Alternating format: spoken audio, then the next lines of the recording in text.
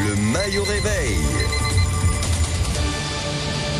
Et c'est avec Régis Maillot, comme chaque matin du lundi au jeudi. Bonjour mon cher Régis. Bonjour mon cher Patrick, bonjour à tous. Bon alors ce matin on continue sur le feuilleton. Oui, c'est reparti Patrick pour un point route Epstein, enfin un point biroute. Tu veux mon zizi? Oui, je vais te le donner, oui. Tu veux mon zizi? Ah, j'ai changé de générique. Ah, j'ai changé, j'en avais marre de Pierre Perret. Alors, on change, le Bistouguette, épisode 338, ou 339, on ne sait plus, même le générique hésite à revenir, et là.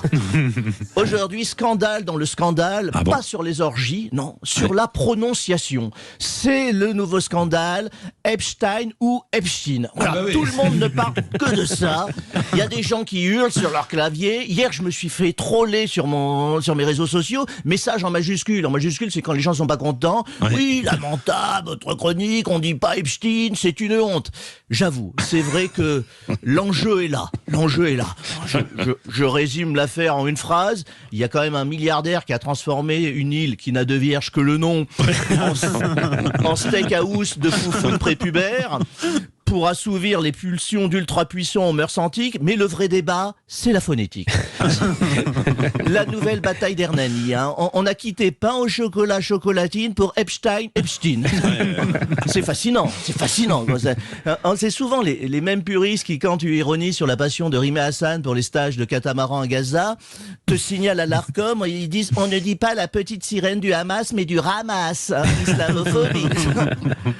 Enfin bref, bon, revenons à notre feuilleton passionnant. Hier, j'en ai parlé, on a ressorti du compost le grand philosophe de la braguette, Franck Ribéry, qui avait été pris la main dans le slip. Et ce matin, Françoise nous en parlait. Bam, un diplomate français dans la tourmente. La tourmente. Ma langue a glissé, la sienne aussi d'ailleurs. On est passé du quai Branly au quai d'Orsay, voilà. Alors qui sort demain? Dodo la Saumure, le Pape Léon, Jeff de Bruges, Passepartout, on ne sait pas. Attendez. Alors vous allez me dire, j'ai l'esprit mal tourné, c'est pas faux. Mais je suis pas le seul, je viens à soupçonner la presse française de se repaître de l'affaire. Je m'explique. Hier, je fais le tour des grands sites d'information. Allô? Oui. Ah, mais je m'entendais. Ah, je fais le site des grands sites d'opinion. Et hier, dans Closer, je lis scandale sexuel, la famille royale norvégienne éclaboussée. Je suis pas certain que le mot soit le plus approprié. Tout ça est vrai. Je scrolle encore, cette fois sur le site du Figaro. Et là, je tombe sur un titre, révélation dans l'affaire Epstein, Charles III de nouveau ébranlé par son frère. Le Figaro, on va dire une institution bourgeoise, des serviettes, voilà. Et on dirait un fait divers en Vendée. Mais le clou du spectacle arrive avec La Croix, un excellent article demeurant consacré au Royaume-Uni où le chef du gouvernement est fragilisé après l'implication de son plus proche collaborateur. Et là, le journal précise très sérieusement, à propos du Premier ministre, son bras droit a quitté précipitamment le cabinet, un départ qui va laisser des traces. C'est d'un goût, Allez, je dis non, et vivement la suite. Je vais te le donner, oui. Tu veux mon zizi? Je vais te le donner, oui. Oui, non mais c'est vrai que ces titres, vous les avez bien relevés, mon cher Régis Maillot. Ouais. Les mots ont un sens et un double sens. Ah oui, bon alors, vous avez opté pour quoi alors? Epstein ou Epstein? Écoutez, comme j'ai le sens de la non-compromission, je dirais quand je veux, un jour sur deux, et comme ça me fait plaisir. Voilà, c'est ça.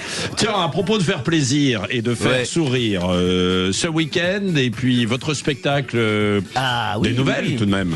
Eh ben exactement. Nous on va rire des nouveaux ridicules et ils sont nombreux. Alors je serai à côté de Rouen ce week-end et puis aussi à Paris au théâtre des Deux Ânes samedi pour les nouveaux ridicules et le spectacle collectif avec les camarades de 49.3 nuances de rire. Ouais. C'est vrai que le titre n'a jamais aussi bien porté son nom en ce moment. Ouais.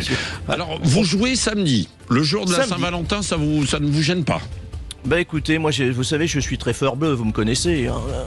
Puis la Saint-Valentin, c'est un peu la Toussaint du célibataire. Oui, c'est... Et chacun a besoin de se détendre. Bon. Je demanderais bien aux auditeurs de m'amener un petit bouquet de fleurs. Bah oui. Bah pourquoi pas, tiens, d'ailleurs, Régis. Il paraît que vous faites quelque chose. Ah oui, non, mais je suis jardinier, fleuriste aussi, bien sûr, tout en étant journaliste, animateur radio.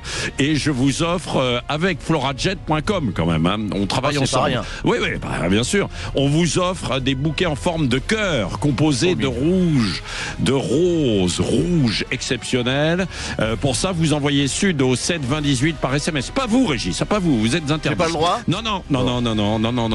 Peut-être que Amélie de Montchalin pourra l'envoyer à Emmanuel Macron pour le remercier.